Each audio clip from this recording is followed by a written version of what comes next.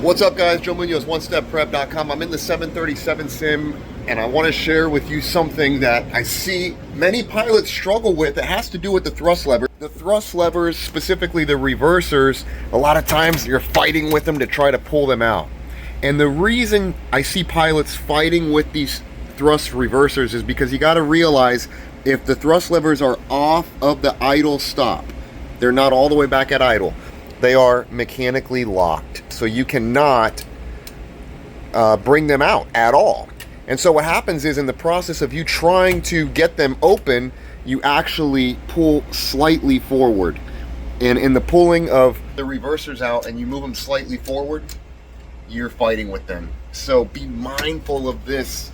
Take your time pulling the reversers out so that you can actually get them out and not sit there and fight with them. And one thing, actually, let me sit back in the seat here.